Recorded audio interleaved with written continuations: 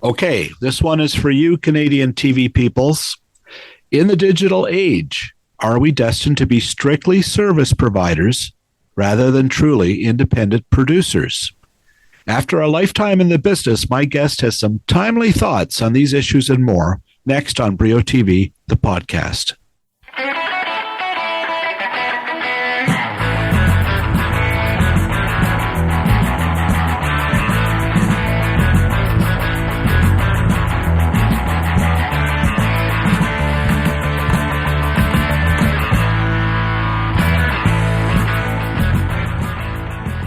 Hi there, I'm your host, Bill Brio. Thank you for joining me today. You know, we're at a time where more than ever, it matters to have stories originating from Canada. My guest today has had his elbows up for decades.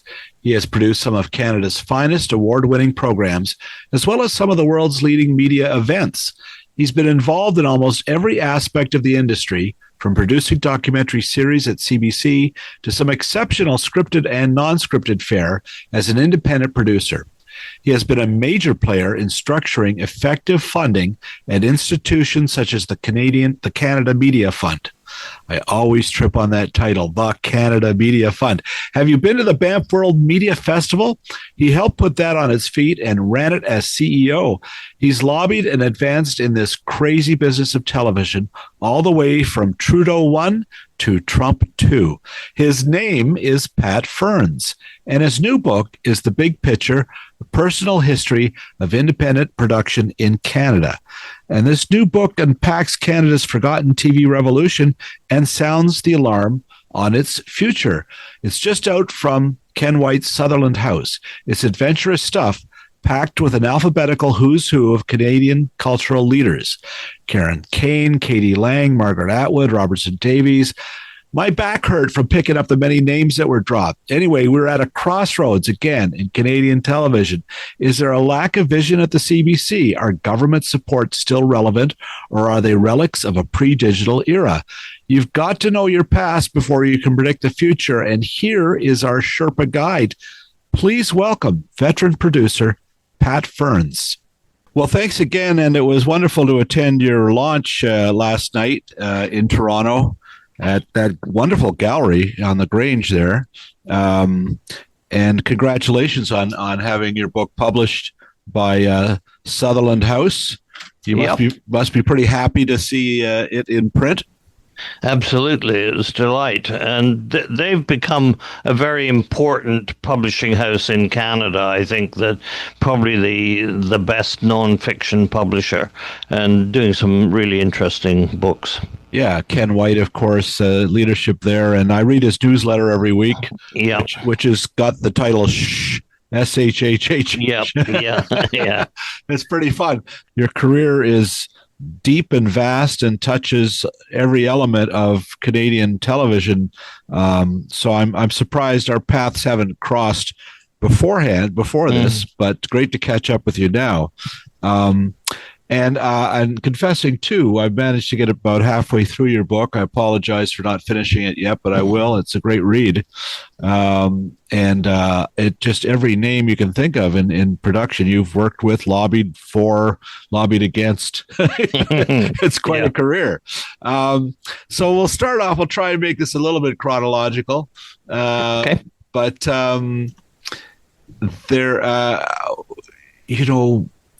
let's start with the basic fact. Thank goodness for your book, because there are not very many records, especially like a personal one, of Canadian, especially independent production. But you must have thought, wow, here's a big hole to fill to get this story out, right? Absolutely. I think that we've neglected television, and I think there was a time when people looked down on television. They sort of thought feature films was the place that it's at, and Canada certainly supported trying to build a feature film industry. It was successful in French Canada, but not so in English Canada. And I think really the transformation of the industry came when the Telefilm Canada, which was only supporting features, had a broadened mandate to include television, and that really got us on the road. Subsequently, the cable industry was required to make a contribution, and they created a cable fund. And then eventually, in that era when public-private partnerships were popular, there was a coming together in what is now the Canada Media Fund. And in order for Canadians to be able to tell their stories, we had to have some support. That if we just left things to the marketplace, the United States would have dominated us forever. So we had a chance to start telling stories, and I think that we built a considerable industry in this period. But when I started as an independent, which was in 1972, basically CBC viewed us as only good for making interstitials, the fillers between programs. They thought they were the only ones who knew how to make programs. So we lobbied them, and at the 1978 hearings to renew CBC's license, we made a very persuasive case, and I came up with an idea, which was that the CBC gets operating funds, it gets capital funds, but there should be a third envelope, as I called it, which was for independent production. And it took us 5 years before the government kind of heard us, and Francis Fox was the minister at the time, and it really gave us a chance to start working. But the problem in Canada is that the United States is a huge market. It can make its own programs. It could pay for them there, and therefore it could dump its programs on the rest of the world cheaper than anyone could ever make it. So it was a real dilemma. But in Canada, we independents realized that even with support from the Telefilm Canada, we still had to go out into the world market and find other money if we wanted to make programs of sufficient quality to match the Americans or the British, etc. Now, most of my colleagues looked south, and many of them went south to Los Angeles, to Hollywood, and made their careers there. I looked to the east, which was to Britain and to Europe, and so I was able to do something that was rather different than other people were doing, and curiously people thought that was particularly Canadian, so I was able to work with the BBC, eventually with Channel 4 and other companies to do productions of high quality. Yeah, it's an extraordinary story, your early years, and starting right with you had been in England for many years, you returned to Canada in 1968, and you must, at that, just to take you back to that part, must have been Expo 67 might have put some wind in the sails of efforts to create a lot of this. Maybe your timing was good to arrive back at that point, right? Yeah, well, it was happenstance, really, that I joined the CBC in 1968. The godfather of the CBC, a man called Graham Spry, was working for the Saskatchewan government in London at the time, and he urged me to join the National Film Board, as did my godfather, Leonard Brockington. And I wrote to the film board, and they professed great interest in me, and I had a letter from the film commissioner, but nothing happened. So I wrote my godmother, who lived in Toronto, and said, send me the address of the CBC. I'll see if there's anything going there. And she wrote back and said, the only person I know at the CBC, his name is Dick Nielsen, and write to him. I wrote to Dick, and he liked my handwriting, and he remembered letters my father had written to the Globe and Mail. So for all the wrong reasons, he hired me. So, it wasn't my degrees or anything that got me the job. It was my handwriting and my dad's letters to the Globe. So he hired me because he thought he was getting the big prestige flagship public affairs show that year, and in fact he didn't. But I joined a unit that was called The Public Eye, which was a half-hour weekly current affairs show, and Dick was also doing a documentary series once a month, an hour, called Document. And so that's where I got my start. And after I'd been there for a few weeks, he thought I should go out and see how things work on location. And I happened to be in Red Lake, Ontario, when the brewery strike ended, and the town got pretty excited, and a bunch of youths came along drunk and attacked our crew. So the producer ended up in hospital, and I was suddenly having to sort of fake it. And I think I've been faking it all my life, really. I never had any training in film. I just tried to associate with good people and do good things. You're faking it as set a template for anybody to follow. It's incredible. Just going over some of that, you and Dick Nielsen there, you spent 4 years at CBC, and as you mentioned, they were producing. Has there ever been a more Canadian title than Document for I think you, as you point out in the book, right? Yeah, well, their weekend show was called Weekend. Right. The midweek show was called Midweek. I think the worst CBC title I ever saw was Program X. Oh my God, I don't remember that. What was that about? Well, I suppose Elon Musk has taken that over with X now. So, yeah, there was shows called Hymn Sing. Yeah, that's right. Yeah. So it was pretty, but it was also an era of This Hour Has 7 Days had come a few years earlier. Yeah. So Canada had some tremendous success in this field in documentary television, but it also, you must look at TV today and shake your head and wonder about how literate TV was back then and how.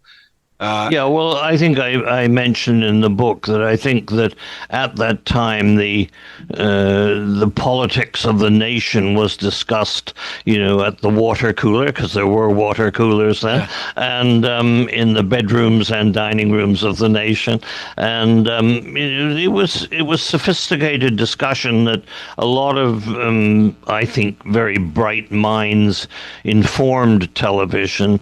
Now I think anything goes. And that's the trouble. I worked for many years with Malcolm Muggeridge, and Muggeridge used to say that the problem in Western European post-Christian culture is not that people believe in nothing; it's that they believe in anything, and that's what the internet is. You can't trust any information. It's fake news has taken over. So. And I feel that our broadcasters in Canada have not really served the nation well. Our public broadcaster is not really a public broadcaster. It's a hybrid system with advertising, and so it's pursuing the same eyeballs as the private broadcasters are.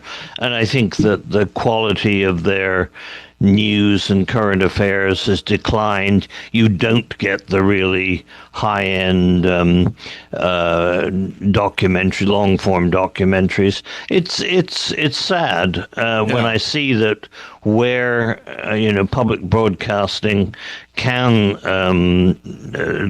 serve the whole of a country, serve all of the people, but some of the time, that's the way we should have gone, but we didn't. That's very much the message between the lines and in the lines in your book, the big picture here. And okay, here we go. It's on page 94. So you say the CBC's definition was that anything they produced was Canadian content.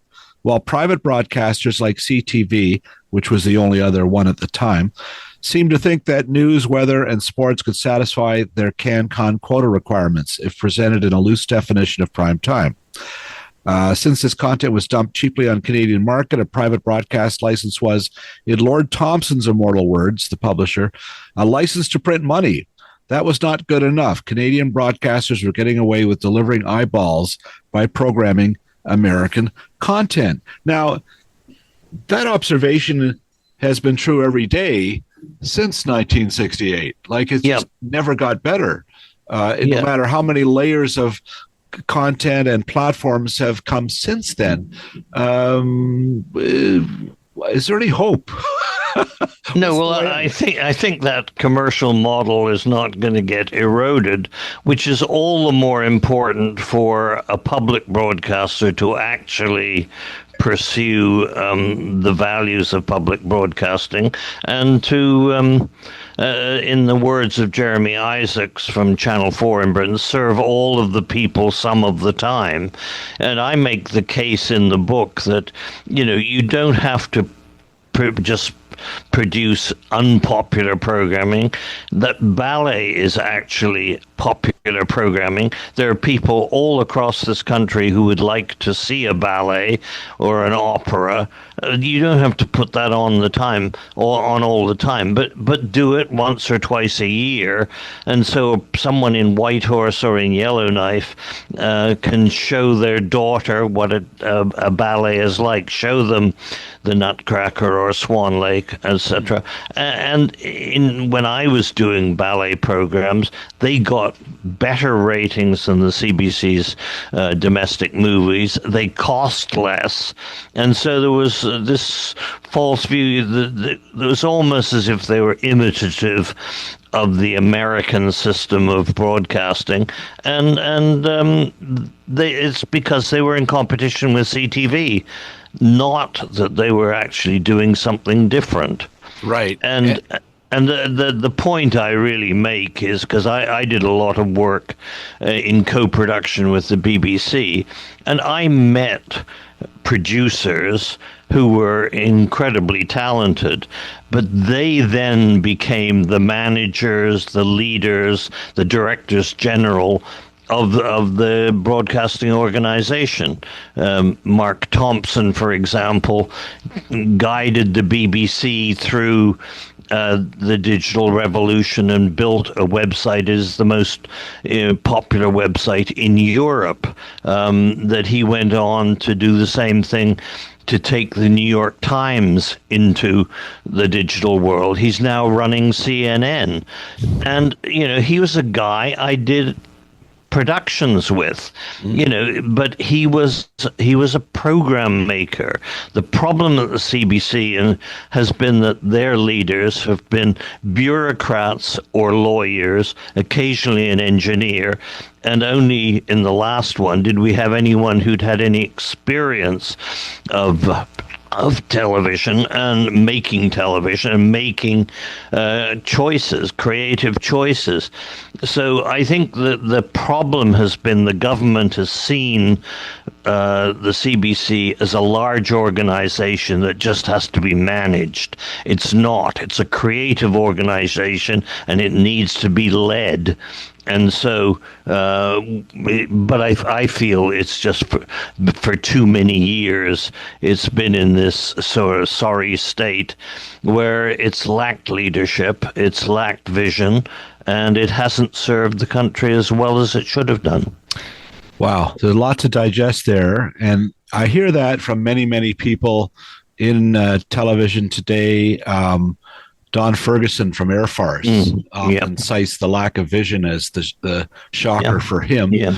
And you're right. Who was the member of This Hour is 7 Days who was the president of CBC? Well, he wasn't the president, Patrick Watson. He was the chairman of the board. Okay. And the board really can't do anything, Right.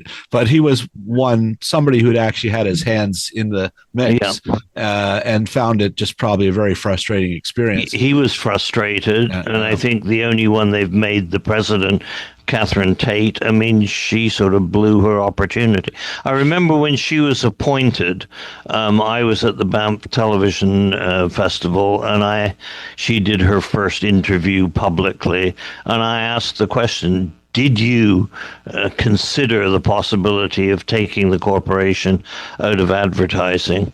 And she just didn't answer the question. It was clear that they hadn't even thought of it. Right. So there's an assumption that the model for television is a corrupt one in Canada. It's corrupted by advertising. And so I'm pessimistic about the future. We'll be back with Pat Ferns in just a moment.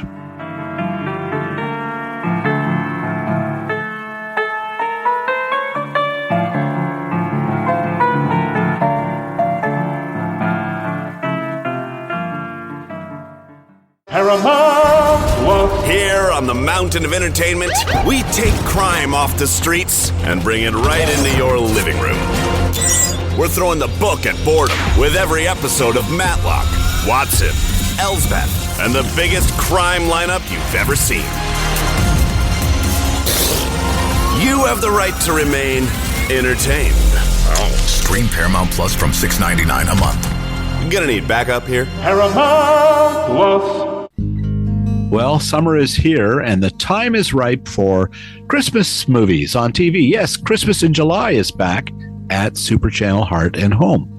They've scheduled a fan favorite Christmas movie every night in July, including the Jingle Bell Jubilee. Psyched about celebrating UFO Day? Well, look no further than Alien Corridors, a Super Channel Quest original which visits extraterrestrial hotspots. It premieres July 2nd. Think there's an urgent need for regulation before robots go on the rampage? Well, check out the Super Channel original Digital Tsunami, Big Tech, Big AI, Big Brother. It's coming at you July 17th. All this plus uncut commercial-free movies galore.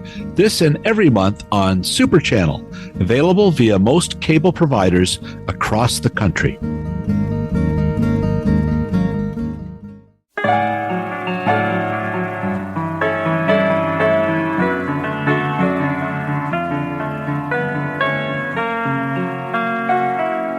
Here he is again, Pat Ferns. You mentioned ballet and your work with Karen Kane stands out. Yeah. Certainly people, you're right, the audience there was as big as it was for curling or hockey, it played. So it showed exactly what you're saying. And that's always been my frustration covering television is that CBC, because they didn't really know the business of television, because they were all lawyers and bureaucrats, and they were trying to succeed in that business, not knowing how to do it. That's the people who know how to do it can barely succeed in television. So it was doubly hopeless, right? And the curious thing is, I remember having a conversation with one of the presidents of the CBC, and he was saying it's really impossible for us to get the French and the English networks to work together. Well, Dick Nielsen and I did more bilingual television than the CBC and anyone else combined. We did it because we had to scramble for money. And if you could get a little bit out of French Canada and a little bit out of English Canada, maybe you had a chance to go forward. So we were actually pursuing a nationalist vision, and the CBC was kind of still caught up trying to ape the United States. And you were doing it right from the beginning in 68. You guys were working with Malcolm Muggeridge in the UK and shooting it in French and English. Yeah. And he was reading off cards, I guess, to get the French down. Well, yeah, he understood French. Right. But his French sounded a little bit like Maurice Chevalier's English. But nonetheless, we did it. Yeah, but we were trying to do things that would attract the world, and the BBC came chasing after us to get this series because it was what they thought would balance their programming, give them another insight. And here's the mind-blowing reality that you discovered. And, this progress that you made working at CBC for 4 years, you were able to incubate and see the enemy and leave that as independent producers and then lobby to try to be part of this industry. But just how difficult it was. And that one of the shocking statements in your book is that that Canadian independent producers have had a better shot at selling content to the UK than to Canada. Because there was actually competition. I could sell BBC One or BBC Two, or I could go to Granada or London Weekend or Thames, or there were 5 regional services that provided material for the national system. So I had a much better chance. I also found with the BBC is that they had various different creative centres, and in my career I did a lot of stuff with BBC Scotland and BBC Wales. I used to say that we got on so well because the common enemy was London. And but we did some really good stuff. The Margaret Atwood script, Heaven on Earth, which became the first Canadian production on Masterpiece Theatre in the States.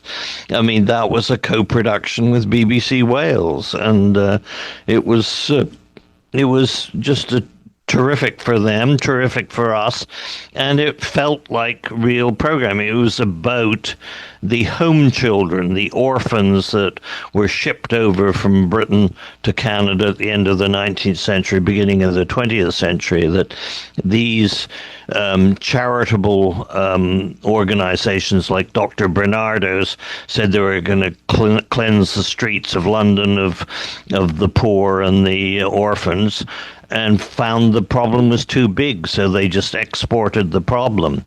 The Australians got the convicts, we got the orphans.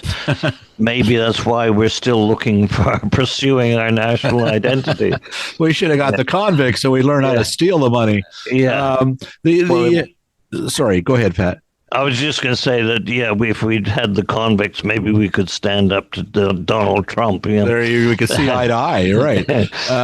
Just put it in perspective. This is the astonishing thing for me. And so we're talking early 70s. So you are in Russia. You're making documentaries and movies about Tolstoy and Catherine the Great. And you're being thrown into this world right out of the CBC. Talk about frying pan to the fire. You find yourself that you've completed a 1-hour documentary in the Soviet Union in 2 languages in 2 weeks without ever screening any of the rushes. And you're doing this with a camera guy and a sound guy. There was on 16 millimeter film, probably, right? That's right. And the Russians trying to get to process our film, and we didn't want them touching it because we thought we didn't know what they might do with it. So it was a very intense experience. But you're even learning that you've got to pay these guys off in order to get anywhere, to stay in a hotel. Like, talk about a baptism of fire for a producer. It's crazy what you're doing. But the content, the stuff that you did those first few years, I've tried to keep writing. I filled up pages of stuff here. It's ridiculous you're doing. And what you're proving is that you guys, and independent producers, can do just as good a job as the National Film Board, which was relied on for a lot of those, as you say, the interstitials or the hinterlands who's who or whatever it was on CBC. But you guys proved that it could be done, and on a Canadian dime. And that was quite an achievement. If that was all you did, that's pretty amazing. So congrats on that. Yeah, thank you. Yeah, it's really something. So you prove that you guys could, and you're working with top people.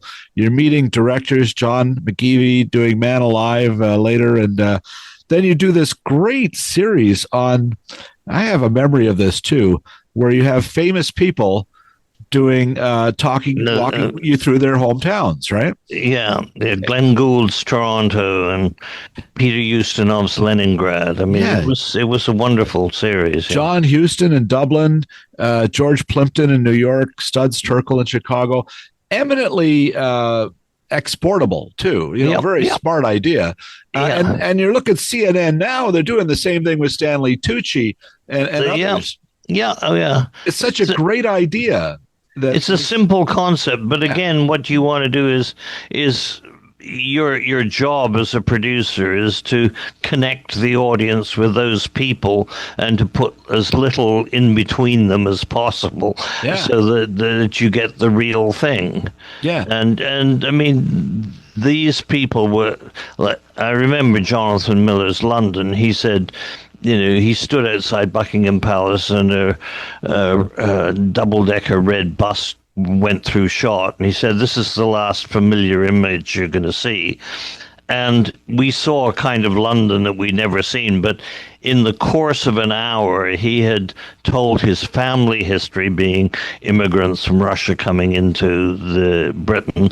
He'd told the history of England, and he'd showed you a side of London that you'd never seen before. I mean, and this was just a tour de force. And but if you give people the room to realize their vision, you'll get great television. And as you point out, it's not even scripted. You have this gift of them just telling their story to the camera, which was part of the whole appeal of the whole thing.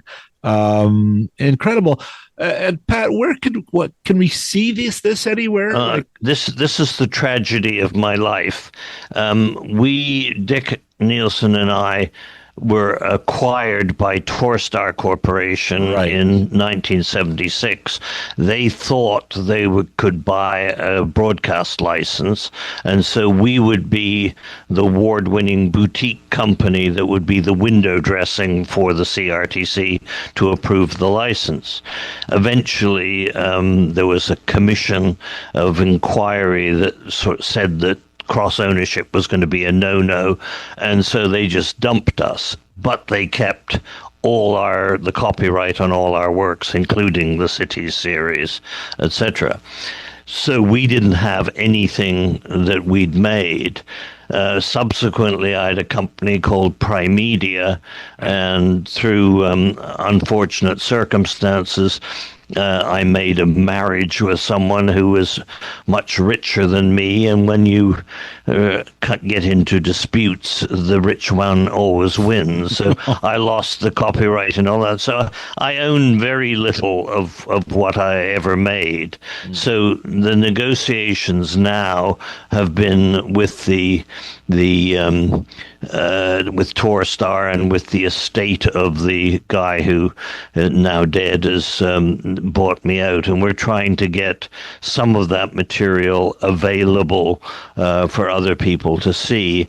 And there was a service that the Canada Media Fund started as a pilot project called Encore Plus. Right, I remember that, yeah. Yeah, and so a bunch of my titles were on that, but it's gone already. They've already it's gone. It was a pilot project. Yeah, and but for example, some of the things we did with people from the Stratford Festival. There's a wonderful production of Waiting for the Parade, the feature film The Wars. That's available on the Stratford channel now. So there are ways of seeing some of it, but I don't even have decent screening copies of 400 hours of great Canadian content. So I'm not exactly the example of how best to exploit your everything you've done. As you say, we live in an age where you can see everything. If you get Tubi or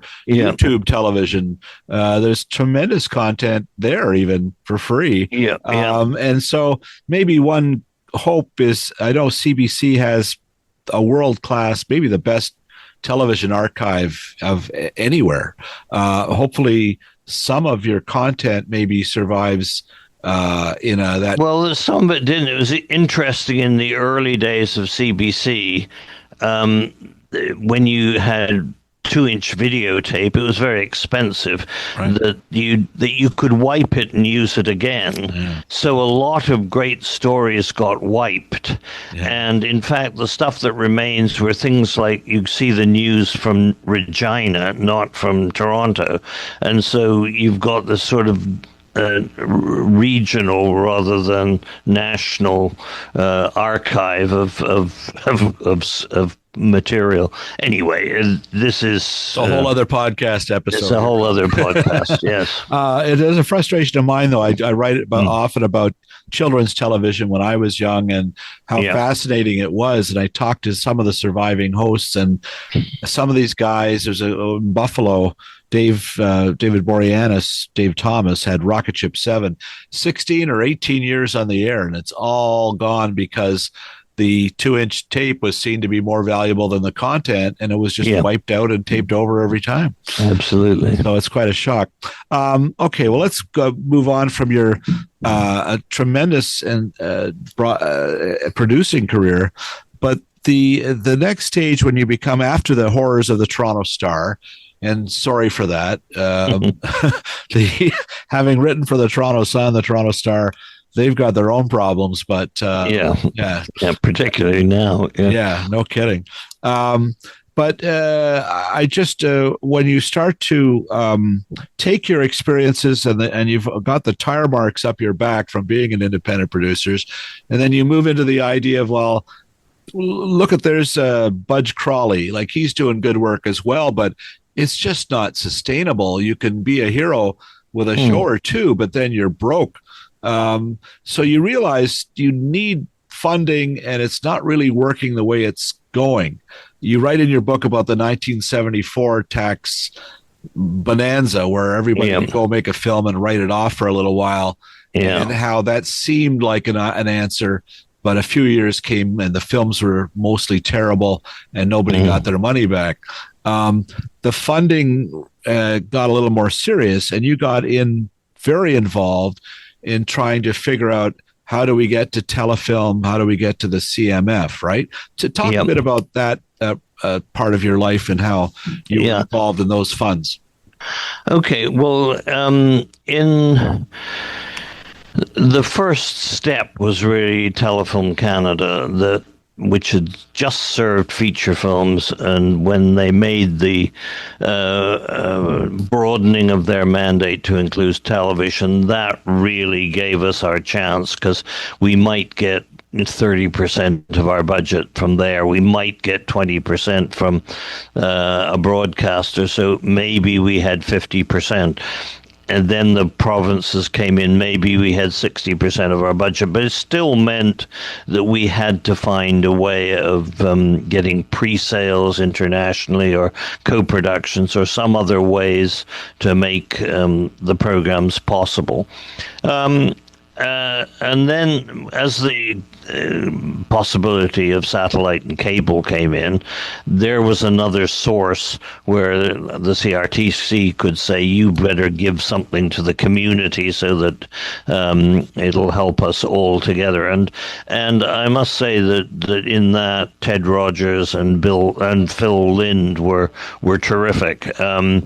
And I remember when they were starting the cable fund, I sat down and I was in an Italian restaurant with Phil Lind, and I said, how are you going to operate? And he said, just like Telefilm, they'll be treated as an equity investor. And I said, look, Phil, if you take a share, if CBC, if the broadcaster takes a share, if Telefilm takes a share, there's going to be nothing left out of which to build independent industry. And he saw that, and so we came up with a system that still goes on today, where they had what they called a license fee program, which was just a grant so that we could own some copyright and some ownership of our work.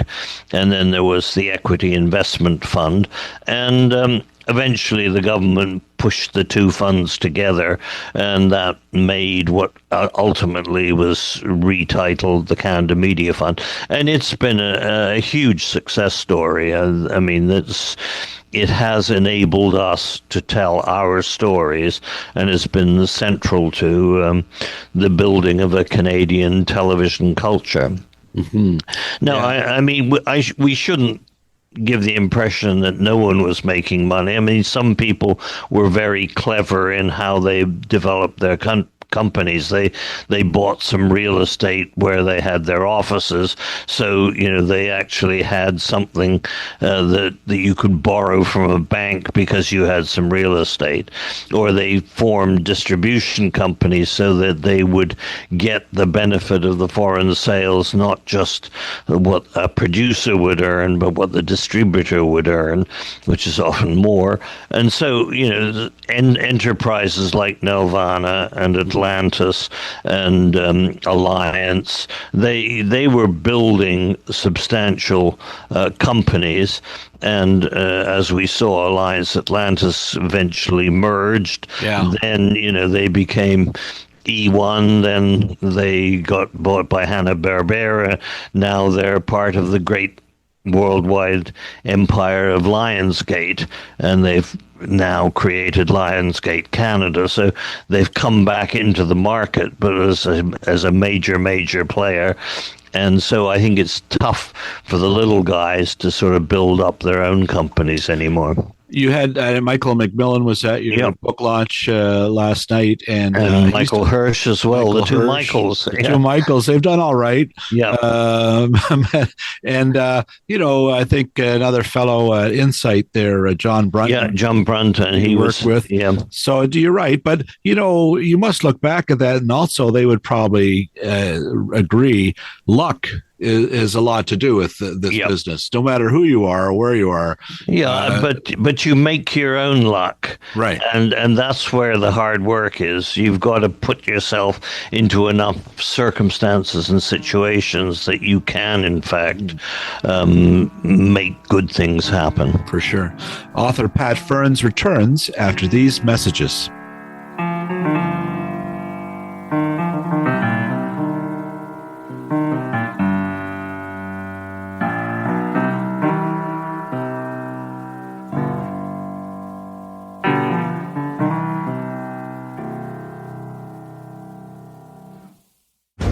Time once again to speak with Emily Gagne at Hollywood Suite.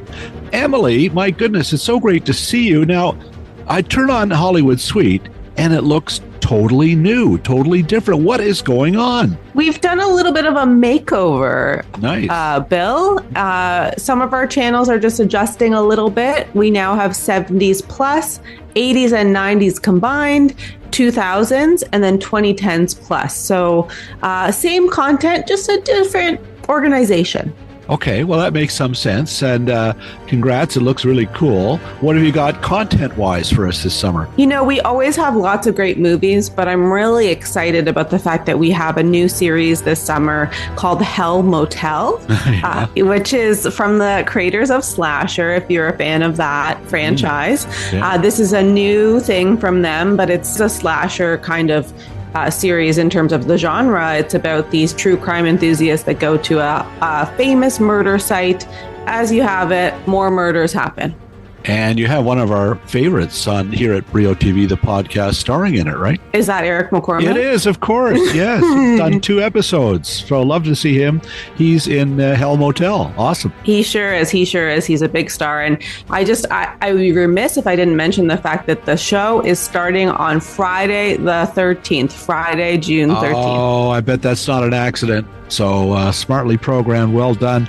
Well, that's exciting. Congratulations. Hell Motel, all month, all summer, I assume, on Hollywood Suite. Thanks, Bill.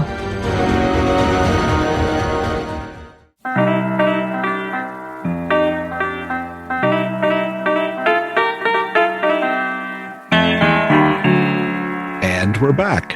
You talked about these funds and how the broadcasters and cables, the specialty channels contributed to the CMF, continue to do that, but it's a diminished contribution, I guess, as the pie gets sliced thinner and their share of it. I think, Bill, when you look at the history of television, I came into this at the time that the broadcasters were dominant, in the United States, ABC, CBS, NBC accounted for 90% of the audience. But later in the century, when cable and satellite were possible, you suddenly got the Discoveries and the A&Es and those kind of organized, and you saw the audiences for the legacy broadcasters eroding. Well, now the audiences for those specialty channels are eroding. Right. And why? Because digital the digital revolution enabled us to watch what we want to watch when we want to watch it, so that you've got a really interesting situation where the technology companies now dominate everyone, and they are dominant, and I think what's happened is that the middle has dropped out of the market. You either have to be in bed with the Netflix and the Amazon Primes, or you have to make films on your own for YouTube, where you're the cameraman, the writer, the interviewer, the this, the that. And so the area in which I had my career really was in the middle. That has eroded, and that's why it's very difficult to see how we're going to rebuild a diverse industry. I think the penultimate chapter of my book is "Plus ça change, plus c'est la même chose." Right. We're back to the beginning again, and we're little guys dominated by giants. And the suggestion that the giants are going to be generous and benign. There's not a lot of evidence of that so far. No, they're in court right now, challenging the CRTC's right. And I think that a country should have some control over its own airwaves, and if someone's going to have the privilege of working here, they should contribute something to the system. Well, let me be devil's advocate just for a second. I mean, I've talked to Ted Sarandos down in LA on the press tours and said this to him, and his response is, look, nobody employs more Canadian animators than Netflix. We're already spending $500 million or whatever it was. So he's saying that. The other thing I'm wondering, Pat, and I should let you respond to that. I'm sorry. Go ahead. No, well, there's an element, and my suggestion is we don't want to close our doors. The Canadian system has been good for Canada. It's also been good for foreign people coming in. I mean, if you're an American producer in Hollywood and you can't find the money in Hollywood, you come to Canada, you save 30% on the Canadian dollar, you get 20% in tax credits. It's half price, it's half price programming. And so that's why they come up here. And we have developed an industry of terrific technicians, craftspeople, etc. So they are benefiting, and they tend to own the rights in those productions, so they get those benefits. But if you are taking advantage of our system, in particular our tax credits, you ought to therefore make some contribution, and it's a modest request. And but I think that we do need to be more flexible about how we interpret some of our regulations, but I don't want us to give away the whole store. And well, you're right. Hence, every Hallmark movie is shot in BC or Northern Ontario or whatever. Yeah. It is quite an industry. It's pretty robust and billions of dollars worth of money. Yeah. But the area that I struggle with is that suggesting streamers contribute more. It's just this fundamental thing, and you more than anyone know this. It's become a borderless business, television, right? I mean, even in '68, it was. You're in Russia, you're in the UK, you're using cruise. It's an incredible story, but even more so today, I think. And so, how do you impose Canadian rules and governance to such a borderless business? It's hard to impose regulations, But I think that you can appeal to the good for the community. It's not as if we are asking for, half the profits or something of an Amazon or a Netflix. We're asking them to pay maybe 5%, but we've come into a world now where billionaires expect not to pay tax. Right. And I think that if you're going to build a responsible society, you have to give back something. So my argument would be one of natural justice rather than intense regulation. But we'll see. We'll see what the courts have to say, and maybe we'll lose that too. Who knows? Trump's suggestion that he's going to slap tariffs on television. It would destroy Hollywood. Right, and I think very quickly the powers in Hollywood got the message through to him that you can't do that. It's just like the auto industry. When you've built something that is highly integrated and you tear it apart, you're going to damage people both sides of the border, and it's going to take a little time, but he's going to see that his economic strategy is a strategy for failure. It's ridiculous. It's incredible, your range of talents, in that one of your gifts as a lobbyist, you've been on the other side of a lot of these processes, trying to undo or redo. How did you develop that? What was it in your upbringing that gave you a skill, not only to jump in and be a producer and a director, doing all these the technical side and the creative side, but also the money side and the lobby side? Where did that come from? Well, I think I've had some successes on the creative side. Yeah. I haven't necessarily been a great success on the financial side, but these things happen. But I've had a very, very rich life, so I have nothing to complain about, because creatively I've worked with many of the great talents of this country over time. I mean, I think that I was brought up in a world that, hard work paid off. And, I was in a family with initially 3 boys, and then there was a girl later on. But I was the second son, and I always remember the Avis advertising slogan, "Number 2, we try harder." And I think the middle sons sometimes, have a different view of things.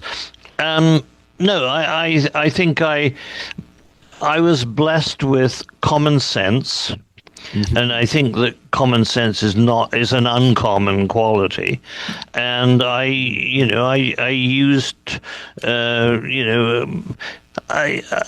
was interested in ideas, and I was very lucky to have Richard Nielsen as my partner. I mean, he was 17 years older than me, highly experienced, and a great mind. And so, I learned at his feet, really. And it was an unusual partnership, me so young and him much older.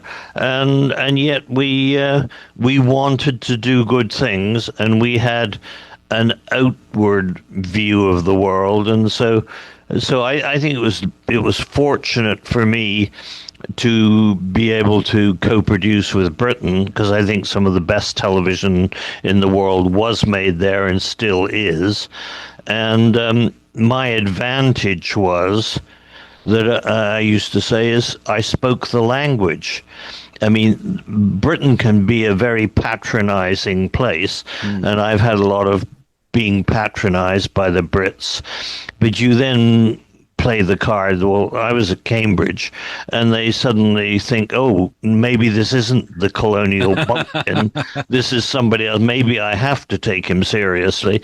And they did. And so, that gave us, as it were, an advantage that we could produce with some of the best partners in the world. And therefore, if you do that, you are producing some of the best material in the world. And we survived on the quality of what we did, not necessarily our financial instincts. Well, that's pretty impressive just in saying that.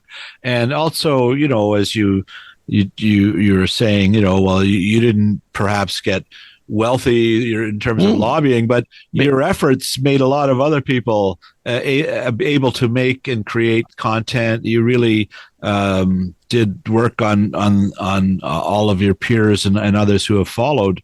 It's a tremendous story, and so Well, that was one of the rewarding things of the launch yesterday. I had a lot of, I had some people I hadn't seen for 20 or so years, but what they wrote in the guest book was that you made my career. Wow. That we enabled people, I mean, particularly actually in the case of Prime Media, women. I mean, gender was an issue where you didn't have many directors or producers or people in the senior positions that were women. And I happen to think that women are a superior species, especially for television. They sure are. They sure are here at this house. Pat, so yeah, no, gotcha. They can connect emotion and communication, and so they listen better. And I found a lot of female colleagues were terrific to work with, and so like I had two of my secretary assistants from 20 and 30 years ago were there, who've gone on to be producers, who've gone in to be story editors, and basically they said, you made my career. And I had a nice conversation with Catherine Smalley at your event. An example of that. So many others, some people that were with the Norman Jewison's the Canadian Film Center. Thank you very much. Oh my goodness. I see the example was right there. Let me quickly ask too, we haven't mentioned Banff. You were involved in the creation. We've just had a gathering in Banff. So maybe tell that story. First of all, the genius of picking Banff as a play. This isn't, come to the Brampton International and I can't take credit for starting it. So the origins of the festival were in the Commonwealth Games was in Edmonton in 1978, and they decided to have a festival of films for television. It's unusual. They didn't have a film festival of films for television, and it was a good event. And Peter Lougheed, who was a visionary, Premier of Alberta at the time. He funded this event, and it was a good event, and his Minister of Culture and Phil Fraser, the filmmaker, they decided maybe we could do this as an annual event, but not in Edmonton. They chose Banff, so that was an inspired choice. It was. And the first festival was in 1979. I didn't attend it. I was pissed off because we had more nominations than anyone else, but I couldn't afford the airfare to get out there, and they didn't want to bring me out. So anyway, I did go to it went bankrupt, the first event, and Lougheed said, "This is an important event. We'll keep it going. I'm going to still give you your grant, but there will not be a festival in 1980. You'll pay your bills." And then the next festival was in 81. And I went to that, and I kind of said, I found it charming. It was different. And I said, thank you for having me, but you don't know how to organize your way out of a paper bag. And instead of telling me, piss off, arrogant Toronto bastard, they said, well, if you know so much, come on the board of directors. There you go. So I came on, within a year as the vice president, and then David Leighton thought he was going to run the Olympics, and he resigned and asked me to succeed him. And so I spent 5 years as the chairman of the board. And in that period, I probably spent 50% of my time as a volunteer trying to build this festival. And we were successful. It And I had an insight just recently, which I went to this year's festival, but before the festival, I hosted a dinner for 24 of my old staff. And I hadn't seen many of those for 20 years. And they came out, and it was absolutely magical. We were a family, and the spirit was terrific. But that's what I think made Banff different, is it was organized from the community up and involved all kinds of the community. So there was a spirit, even though I think it's back in reasonable shape. It does feel a little like an event organized in Toronto that's transported to Banff, whereas when I was, the chairman of the board, but later when I was the CEO, really it was of the community, and people felt that it was a different experience. There's a quality of hospitality that I think is unrivaled in any other festival. And we attracted the best people in the world to come there. And so it was an inspiration for us and an inspiration for them. Yeah, you sure do attract. I just did a podcast with Chuck Lorre, who is a keynote speaker, and all of them are just awestruck by looking out the window at the event, among other things. So, congrats on that. All except Trump at the G7 looked out the window and decided he had to go home after one day. Yeah. You got homesick. Isn't that sad?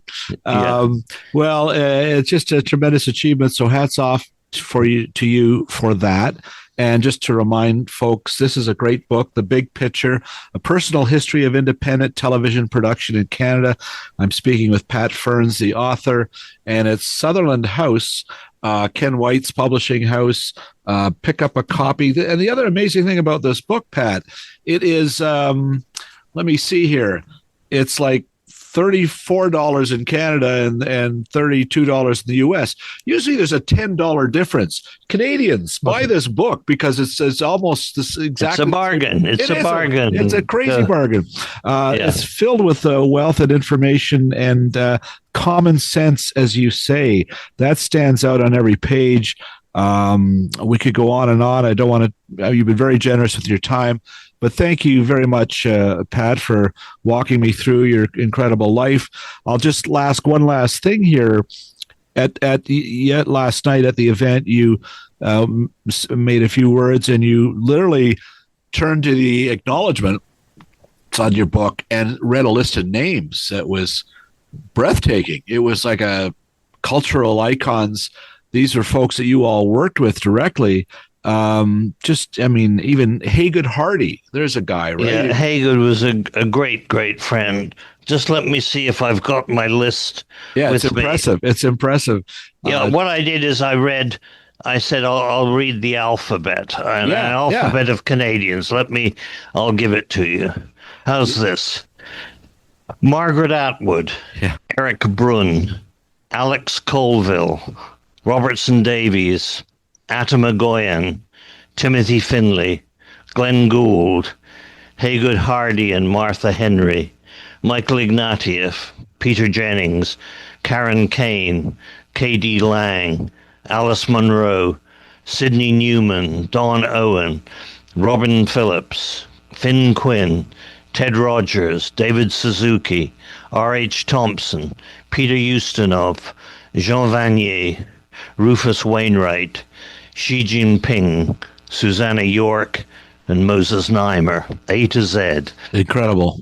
It's an incredible list. So these are people you worked with directly. There's so many of them you could just talk an hour on each.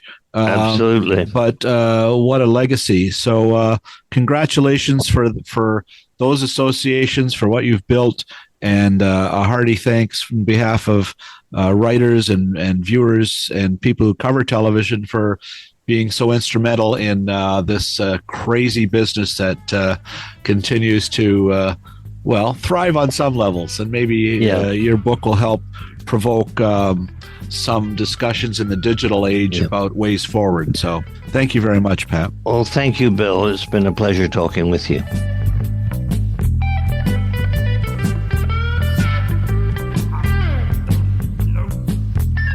My thanks to Pat Ferns and to the folks at Sutherland House, especially Sarah Miniacci for setting up this interview. Thanks as always to Phil Hong, who deserves a generous grant from the CMF just for producing these episodes. Thanks to BJ Del Conte, Paul Boudra, and Stephen Dudley for the music heard on this episode. Finally, thanks to you, listener.